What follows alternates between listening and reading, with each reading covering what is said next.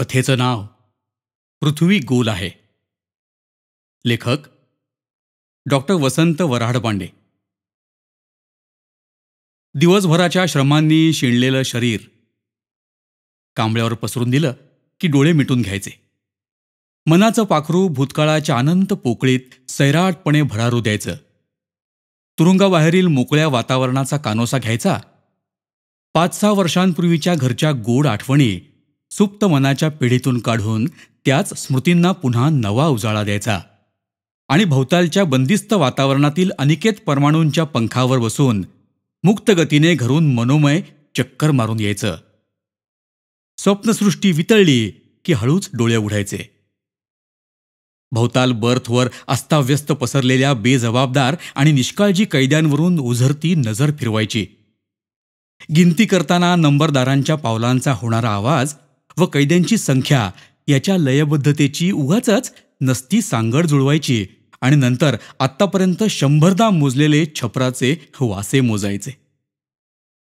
मिणमिण जळणाऱ्या दिव्याच्या अंधुक प्रकाशात अस्पष्ट दिसणारे व 5-6 वर्षातील सतत वाचनामुळे जवळजवळ तोंडपाठ झालेले फळ्यावरील चाल चलन के कायदे वाचण्याचा आगंतुक प्रयत्न करायचा. हलत्या दीपज्योतीमुळे क्षीण प्रकाशातील चंचल छाया आणि मनातील अंधार याची तुलना करायचा प्रयत्न करायचा आणि समोरील लोखंडी गजांनी सुरक्षित केलेल्या खिडकीतून दिसणारा निळ्या आकाशाचा लहानसा तुकडा भुकेलेल्या डोळ्यांनी न्याहाळायचा. त्यातील चमकणारे तेजाचे चिमखडे पुन्हा पुन्हा मोजायचे आणि दगडी बराकीच्या बाहेरील कडुनिंबाची पानं वाऱ्यामुळे सळसळली की त्या महाप्राणात स्वतःच्या विपरीत परिस्थितीमुळे अकल्पित रीतीने उमटलेला निश्वास हळूच विलीन करायचा. आकाशाच्या निळ्या तुकड्यातील तेजाचे खडे, निंबाची नाचणारी पानं, बराकीच्या भिंतीतील राक्षसी दगडी चिरे आणि छपराचे वासे पुन्हा पुन्हा मोजून डोळ्यांना आणि मनाला कळ लागली की पुन्हा डोळे मिटायचे. बोचणारं प्रत्यक्ष हट्टाने डोळ्याआड करायचं, मनाआड करायचं आणि जुन्या स्मृती व सावरीतील घर यांना केंद्र करून त्याभोवती मनोमय पिंगा घालायचा. मायेची माणसं मनासमोर आणायची, 4 गप्पा करायच्या. गतकाळातील गोड गोष्टींचे चिवट धागे हळुवारपणे उकलायचे. शिणलेलं मन उल्हसित करायचं, मागील स्मृतींना उजाळा द्यायचा. मनात घोळवायच्या, पुन्हा पुन्हा घोळवायच्या. पुन्हा एकदा दिवसभराच्या श्रमाने शिणलेली क्लांत काया कांबळ्यावर झोकून दिल्यावर झोप लागेपर्यंत विश्वनाथचा हा दैनंदिन कार्यक्रम असा होता. 6 वर्षांपूर्वी फर्स्ट क्लास मॅजिस्ट्रेटच्या कोर्टात 20 वर्षाच्या विश्वनाथवर डाका मारल्याचा आरोप सिद्ध होऊन त्याला 7 वर्ष 6 महिन्याची सक्त मजुरीची शिक्षा झाल्यापासून या कार्यक्रमात कसलाच खंड पडला नव्हता. दिवसभर बंद असलेल्या मनोव्यापारांना रात्री चालना मिळायची. झोप लागेपर्यंत ते चालू राहायचे आणि झोपेत सुद्धा स्वप्नांची गंधर्व नगरी मयासुराच्या कुशलतेने क्षणार्धात उभारली जाई. त्या गंधर्व नगरीत केवळ राजा आणि राणी फक्त दोघंच, हो, शिवाय राजमाता. वार्धक्याचं मलिन पांढरं आणि ठिकठिकाणी चुरगळलेलं निशाण हाती घेतलेली फक्त 3. केवळ सुख, दुःख, तेही अति झालेलं सुख बोचल्यामुळेच. आज सुद्धा त्याचे मनोव्यापार स्वरीतीने सुरू होते. मनाचा वारू भूतकाळाच्या पोकळीत सैराटपणे भडकला होता. अधूनमधून सांडलेले सुखाचे क्षण हंसाच्या रीतीने मन टिपून घेत गतकाळात रेंगाळत होतं. मनाला कळ लागत होतीच. त्यानं डोळे मिटून घेतले आणि झोपेची आराधना करू लागला. पण हट्टी मुलांप्रमाणे ती त्याच्यापासून दूर दूर पळत होती. मन सावरीतील घर आणि घरधनीण यांच्या भोवती पिंगा घालत होतं. उद्या या साऱ्या नरकवासातून तो मुक्त होणार होता. माफीच्या दिवसाची सूट धरून त्याची उद्या सुटका होणार होती. तो उद्या स्वतंत्र होणार होता. शरीर अवयवांची मोटळी करून कांबळ्याच्या उभेत तसंच पडलं होतं. पण मन ते मात्र दिव्यदृष्टीचं लेणं घेऊन वातावरणातील सुप्त परमाणूंच्या तेजाळ पंखावर बसून प्रतिभेच्या वेगानं सावरीला जाऊन पोहोचलं. निशादेवीनं साऱ्या विश्वावर कांबळं झाकलं होतं आणि त्या उबदार पाखरेच्या आडोशात निश्चिंतपणे ते घोरत होतं. 6-500 घरांचं ते छोटंसं गाव आळसावल्यामुळे डोळे मिटून पहुडलं होतं. अर्धवट पडझड झालेल्या मातीच्या भिंती वरच्या छपरांना कसा तरी आधार देत प्रलय काळाची वाट बघत उभ्या होत्या. सुस्तावलेल्या अजगरांसारखा वारा अस्ताव्यस्त पसरला होता. आंबा, कडुनिंब इत्यादी झाडांची विशाल शरीरं या गावाचं रक्षण करीत खडा पहारा देत होती आणि सुस्तावलेल्या त्या अजगराची किंचित हालचाल होताच त्या ग्रामरक्षकांच्या निद्राजड पापण्या एकदम उघडून पुन्हा मिटल्या जात होत्या. निशाचरांचा भेसूर आवाज अधूनमधून निशागीतं आळवीत होता. साऱ्या गावात विश्वनाथचं घर राजवाड्यासारखं उत्तम दिसत होतं. अवतीभोवती पाहून विश्वनाथनं दारावर थाप मारली. हिरवं गर्द लुगडं, हिरवीच कंचोळी आणि हिरवा कंच चुडा, हळदीने किंचित पिवळटपणा आलेली श्यामल कांती. डोळ्यात दाटणाऱ्या झोपेला निग्रहानं मागे लोटण्याच्या प्रयत्नात मधून मधून नकळत मिटणाऱ्या डोळ्यातील तांबूस छटा, रेखीव अंगलट मेंदीच्या पानांनी रंगवलेले हाताचे लालसर तळवे आणि तेल चोपडून काळजीपूर्वक बांधलेल्या काळ्याभोर कुरळ्या केसांचा तकतकीतपणा, आशंकेनं धपापणारा ऊर आणि बावरलेली नजर. थाप पडल्याबरोबर दाराची कडी निघाली आणि साऱ्या विश्वातील सौंदर्य साकारून विश्वनाथच्या समोर नतमस्तक होऊन उभं होतं. विश्वनाथ एकदम ओरडला, "कोण? लक्ष्मी तू?" "गर्दनी." आश्चर्यानं लक्ष्मी उद्गारली, "इतक्या रातपावर होता कुठं?" आत जाऊन विश्वनाथनं कडी लावून दार बंद केलं आणि तिच्याकडे बघत तो म्हणाला, "अजून पाव तर तू जागीच आहेस?" त्यानं तिच्या गालाला हळूच हात लावला आणि तो हसला. लक्ष्मीनं लाजून एक असा मुरका मारला की विश्वनाथला वाटलं स्वर्गातल्या साऱ्या पऱ्या अमृताच्या घागरीनं आपल्याला अभ्यंग स्नान घालत आहेत. क्षीरसागरात आपण चंदनी नौकेवर लक्ष्मीसह बसलोत आणि सुंदर अप्सरांचे थवे पारिजातकाच्या फुलांनी विणलेल्या विंझणांनी आपल्याला वारा घालत आहेत. त्याची दाहक दृष्टी टाळीत लक्ष्मीने त्याला हाताला धरून आतील खोलीत नेलं. मंद मंद दिवा जळत होता. उदबत्तीचा सुगंध दरवळला होता आणि पलंगावर अंथरलेल्या पांढऱ्या शुभ्र चादरीवर अजून एकही सुरकुती पडली नव्हती. लक्ष्मीनं एकदम पलंगावर शरीर टाकून दिलं आणि लुगड्याच्या पदराने तिनं आपलं तोंड झाकून घेतलं. तिची आतुरता, गोंधळ हे पाहून विश्वनाथ गालातच हसला. "कौन सारा चिल्लाता है रे?" विश्वनाथ एकदम जागा झाला. त्याचं सुखस्वप्न भंगलं होतं. स्वप्नसृष्टीतील त्याचा राजवाडा एकदम कोसळून जमीनदोस्त झाला होता. डोळ्यांच्या पापण्या किलकिल्या करून त्यानं भोवताली भिरभिर नजर फिरवली. दिव्यांच्या मंद प्रकाशात तुरुंगाच्या मोठमोठ्या भिंती क्रूरतेने खिदळत होत्या. समोरच्या खिडकीतून दिसणाऱ्या आकाशाच्या चौकोनी तुकड्यात चांदण्या चमकत होत्या आणि बाहेरील लिंबाच्या झाडांची पानं सळसळत होती. अंगावरील कांबळं लपेटून घेत त्यानं आळस दिला आणि जोरात एक जांभई दिली. बाहेर पहारेकरी हिंडत होता. तो एकदम थबकला. बाहेरील जगात अत्यंत गलिच्छ समजली जाणारी पण तुरुंगाच्या आवारातील नित्यपरिचित शिवी हासडून तो रागाने ओरडला, "अबे, नंबरदार जिंदा है या मर गया साला?" "मरा नाही साहब, जिंदा है." अर्धवट झोपेतून दचकून उभा राहत तो नंबरदार म्हणाला, "बेवकूफ, कौन चिल्लाता है? सीधा कर दूंगा." "नहीं साहब, वो भजन कर रहा है." "चुप साले, फोड़ के दिखाऊंगा."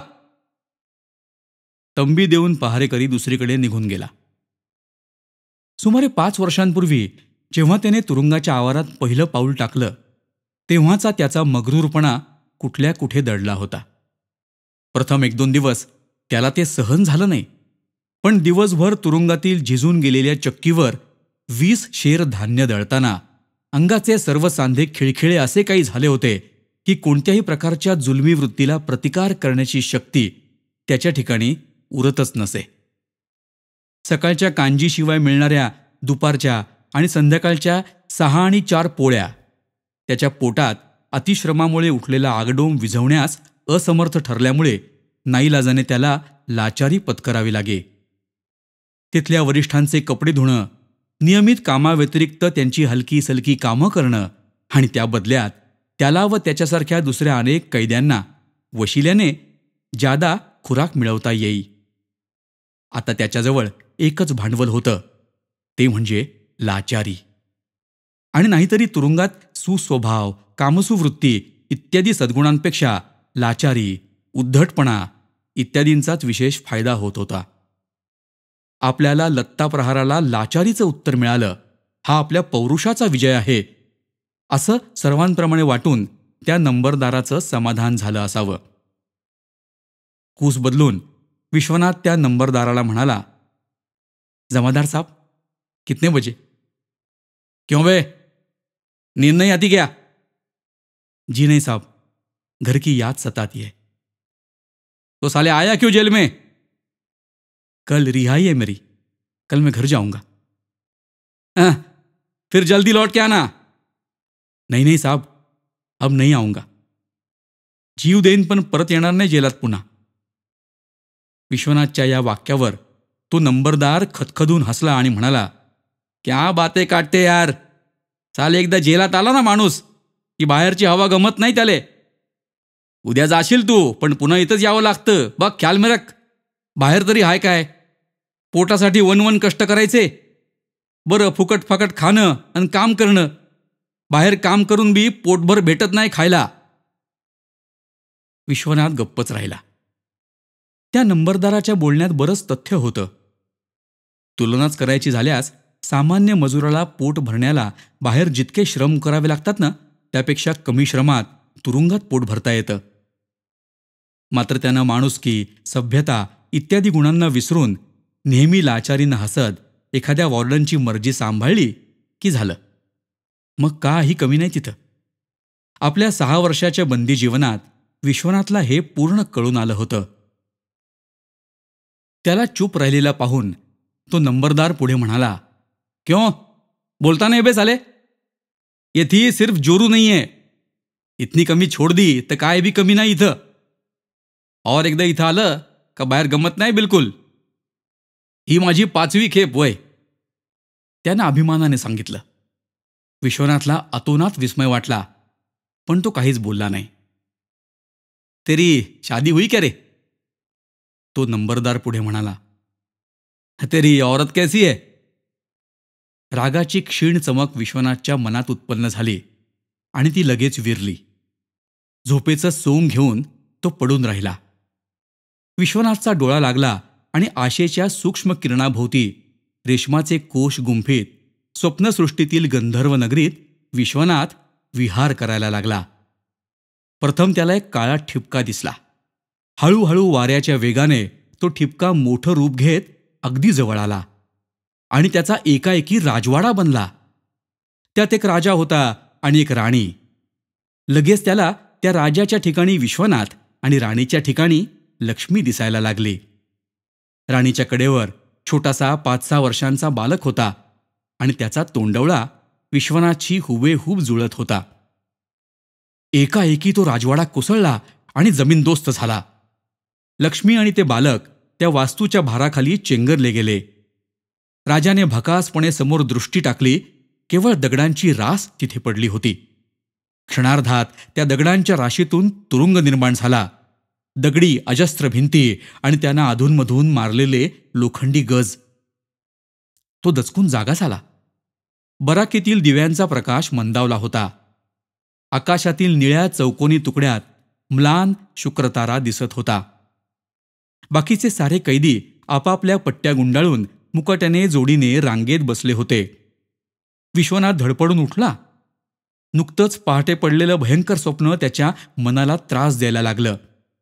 पहाटे पडणारी स्वप्न खरी होतात म्हणे. दाराचा अडसर निघाला आणि सरावलेल्या हुकमी आवाजात आज्ञा मिळाली. 1, 2, 3. सारे उभे राहिले. पहारेकरी प्रत्येक कैद्याची संख्या मोजत त्यांना बाहेर सोडायला लागला. वारुळातून रांगेत बाहेर पडणाऱ्या मुंग्यांप्रमाणे कैद्यांच्या रांगा मोकळ्या जागेत आल्या आणि पुन्हा पूर्वीप्रमाणे 1, 2 म्हणताच खाली बसल्या. रात्रीप्रमाणे दिवससुद्धा कासवाच्या गतीनं चालत आहे असं विश्वनाथला वाटलं. तुरुंगाच्या भिंती फोडून केव्हा एकदा बाहेरच्या मोकळ्या वातावरणात जातो असं त्याला होऊन गेलं होतं. वेळ जावा म्हणून नित्याप्रमाणे रोजच हजारदा पाहिलेले तुरुंगातील दृश्य तो पुन्हा न्याहाळू लागला. त्या गलिच्छ जगामधून आपली आज मुक्तता होणार आहे याचा विश्वनाथला अत्यंत आनंद वाटत होता.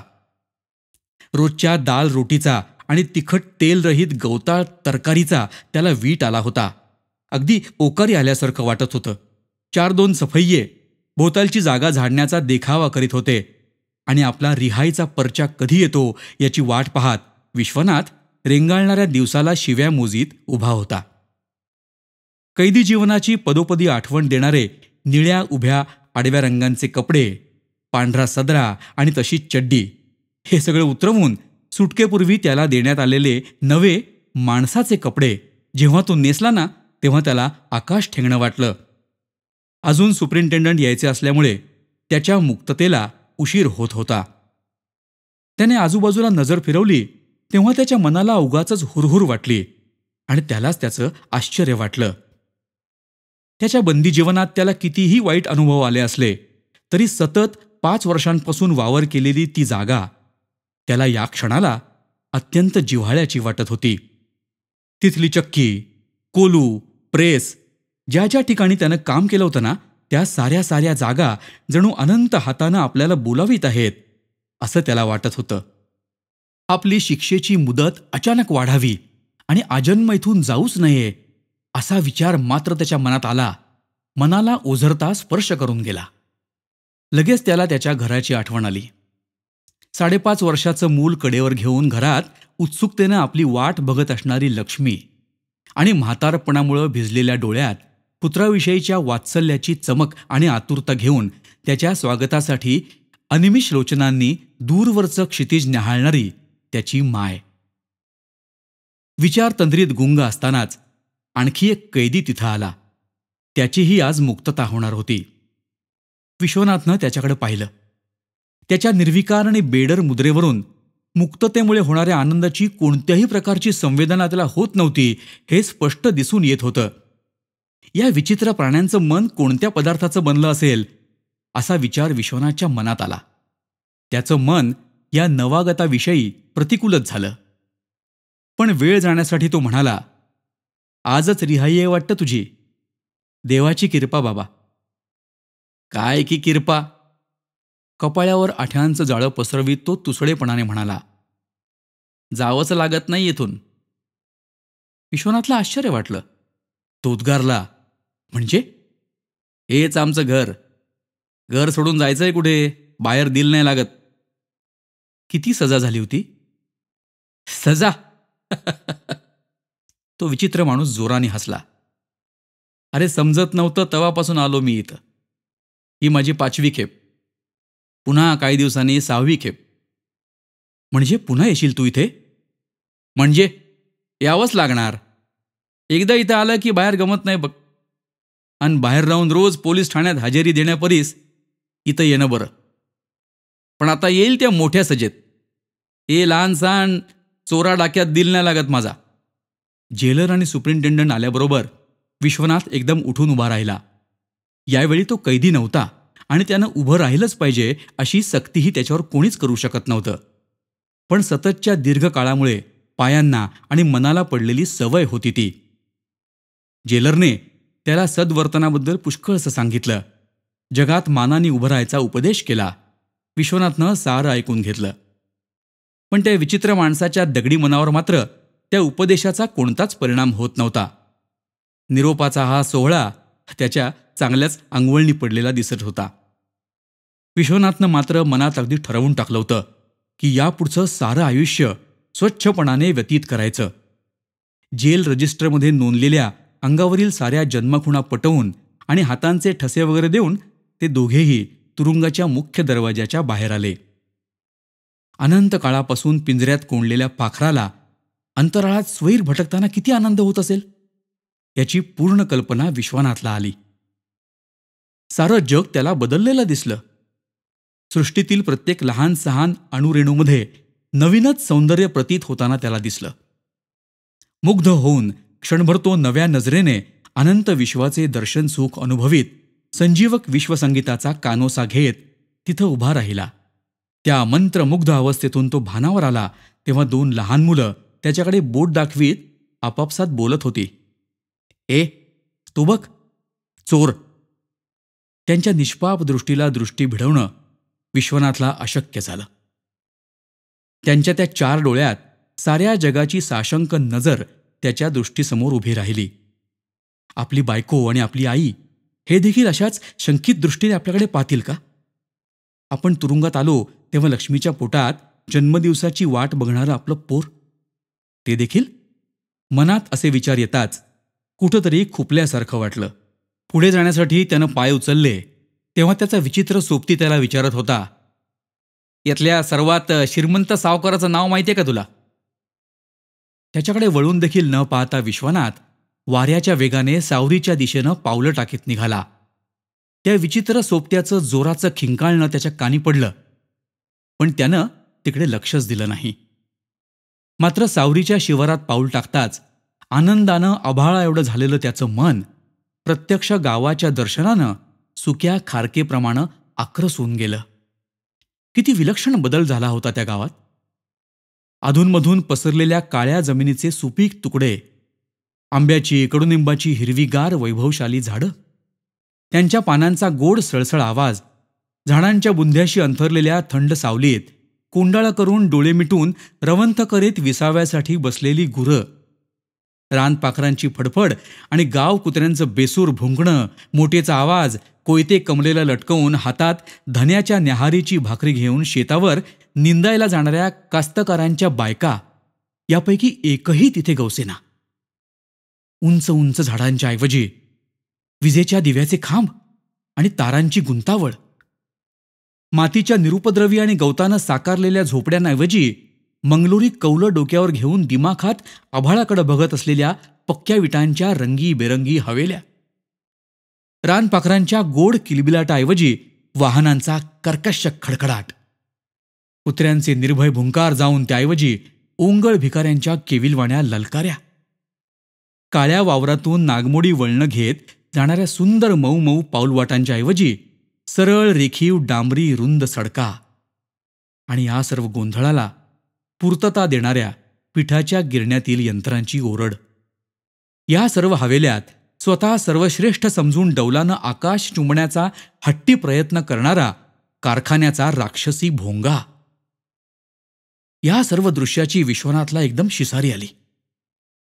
निसर्गाचं खेळकर लालित्य नष्ट झालं होतं आणि मानवाच्या कठोर स्पर्शाने निर्माण झालेला जीव घेणारा खेळ आता तिथे सुरू झाला होता. आपण रस्ता तर चुकलो नाही ना? विश्वनाथच्या मनात विचार आला. केवळ 5-6 वर्षांच्या अल्पावधीत एका सुंदर गावाचं स्वरूप इतक्या लवकर पालटू शकतं? मनगटावरील यंत्राकडे वारंवार बघत एक गृहस्थ लगबगीनं चालत होता. जणू काही सर्व जगाचं काम त्याच्या वाचून अडलं असतं असा प्रत्यय त्याच्या प्रत्येक हालचालीतून दिसून येत होता. विश्वनाथनं त्या सभ्य दिसणाऱ्या व्यक्तीला हटकलं. या गावाचं नाव काय आहे जी?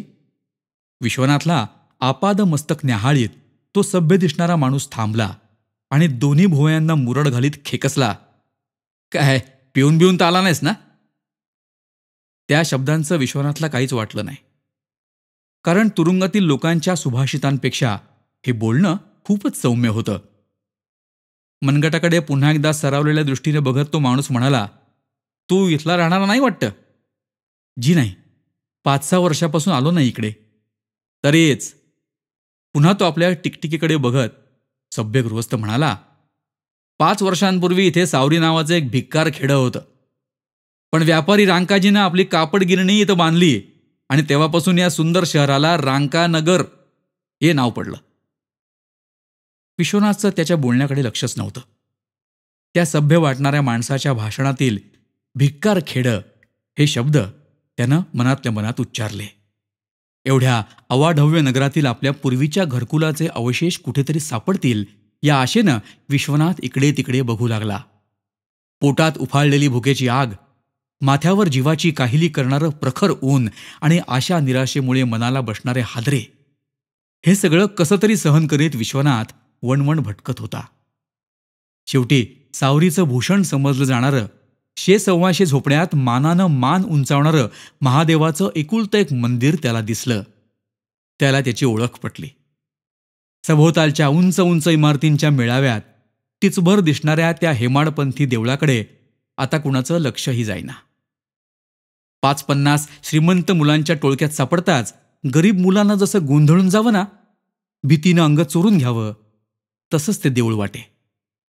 विश्वनाथचं घर त्या देवळासमोरच होतं. त्यानं तिकडे नजर टाकली. तिथं आता 3 मजली नव्या पद्धतीची इमारत बांधलेली होती. त्यानं त्या इमारतीच्या भव्य उघड्या दरवाजातून दृष्टी टाकली. पितळी दांडा असलेल्या एका लाकडी पाळण्यावर झोका घेत एक गुबगुबीत मुलगा आपलं पुस्तक जोरजोरात वाचत होता.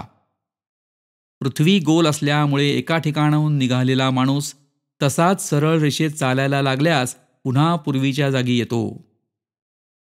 विश्वनाथनं डोळे मिटून घेतले आणि पुन्हा भोवताली पाहिलं. एवढ्या गजबजपुरीत आपली लक्ष्मी आणि माय कुठंतरी दिसेल असं त्याला सारखं वाटत होतं. निदान ओळखीचा एखादा माणूस तरी. पण त्याच्याकडे लक्ष देण्यास कुणालाच फुरसत नव्हती. सारे जण घाईत गडबडीत. त्यानं पुन्हा बंगल्यात सहजच पाहिलं आणि आनंदात त्याच्या ओठांच्या कडा विलग झाल्या. डोळे विस्फारले. त्यानं आतुरतेनं हाक मारली, काळूदादा. 5-6 वर्षांपूर्वी या काळूदादानं आणि विश्वनाथनं शेतावर परस्परांच्या संगतीत रात्रीच्या रात्री घालवल्या होत्या. विश्वनाथला पाहताच त्याच्या कपाळावर बारीकशी आठी पडली. किंचित अनुत्सुकतेने तो म्हणाला, विश्वनाथ का? कवा सुटला जेलातून? हा, आत्ताच. पर मान कारभारेन कुठे काळूदादा? काळूदादा एवढ्याने खिंकाळले की विश्वनाथ एकदम दचकलाच. ते पाळण्यातलं गुबगुबीत पोर देखील हादरलं आणि त्यांनी आपलं पुस्तक चटकन मिटलं.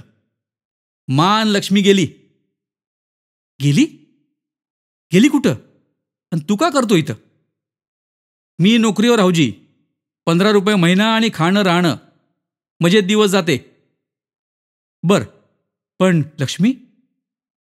लक्ष्मी, तू असा दिवटा निघालास ती थोडीच तुझी वाट पाहत जलंबर राहणार आहे का? तसेच इसर आता लक्ष्मी.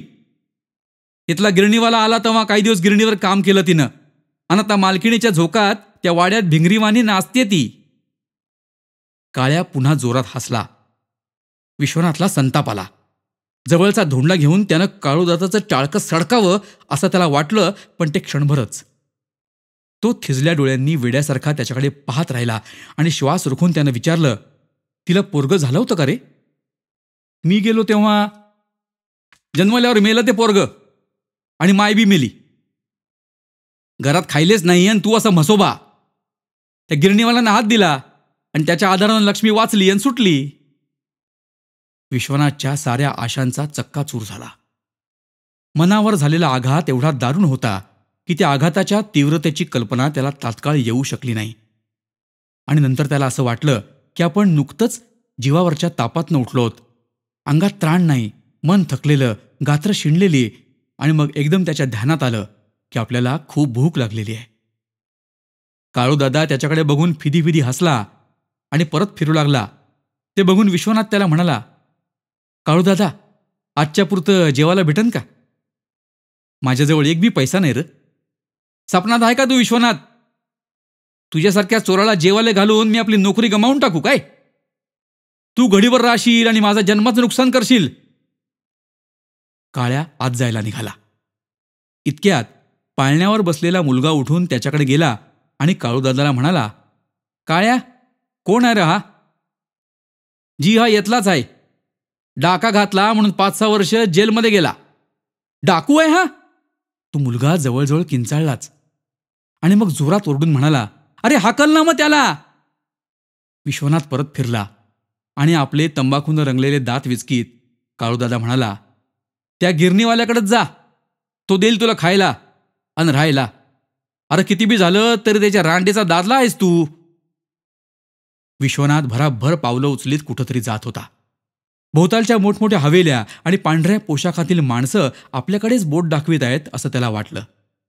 त्या साऱ्या कोलाहलातून चोर चोर असा भास त्याला झाला. सभोवतालच्या जगातील अणुरेणू आपल्याकडे बघून उपहासाने हसत आहेत असं त्याला वाटायला लागलं. त्याला त्या गावाची शिसारी आली, जगाचीच शिसारी आली. कुणासाठी जगायचं, धडपडायचं कुणासाठी? त्याचा घसा कोरडा पडला. पोटात आगडोंब उसळला होता आणि त्याला साऱ्या जगाचा विसर पडला होता. त्याची लक्ष्मी त्याला आठवत नव्हती, सभोवतालची गजबज दिसत नव्हती, फक्त गोळाभर अन्न आणि घोटभर पाणी. मोठमोठे रस्ते ओलांडीत तो चालला होता. कुठे जात होता हे त्याचं त्याला सुद्धा कळत नव्हतं. अचानक एका मोठ्या हवेलीपुढं तो थांबला. दारात जरीचं पातळ नेसलेली एक स्त्री उभी होती. घोगऱ्या आवाजात तो किंचाळला, लक्ष्मी! त्या स्त्रीनं चमकून पाहिलं त्याच्याकडे आणि ती घाबरली आणि आपल्या नोकराला उद्देशून ती म्हणाली, हा कोण पागल आहे का? हाकलून दे त्याला. आणि ती घरात पळून गेली. विश्वनाथ रागाने आंधळा झाला. रांड्या, पळतेस होय? त्यानं चित्त्यासारखी तिच्यावर झडप घातली आणि नोकर चाकर धावून यायच्या आतच त्यानं लक्ष्मीला धरून तिचा गळा दाबला.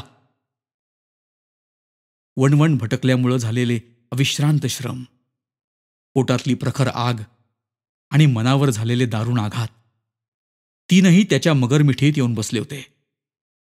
लक्ष्मी जोरात किंचाळली, ओरडली, तडपडली आणि नंतर खाली पडली. हातात हातकड्यांचा अलंकार घालून विश्वनाथ तुरुंगाच्या दारांकडे परत जात होता. त्याचं भोवताली लक्ष नव्हतं. स्वतःच्या कृत्याचा त्याला थोडा सुद्धा पश्चात्ताप होत नव्हता. मात्र त्या नंबरदाराचं, त्या विचित्र सोबत्याचं आणि पाळण्यावर झोके घेणाऱ्या त्या गुबगुबीत मुलाच्या बोलण्याचं त्याला राहून राहून स्मरण होत होतं की पृथ्वी गोल असल्यामुळे एका ठिकाणाहून निघालेला माणूस तसाच सरळ रेषेत चालायला लागल्यास पुन्हा पूर्वीच्या जागी येतो.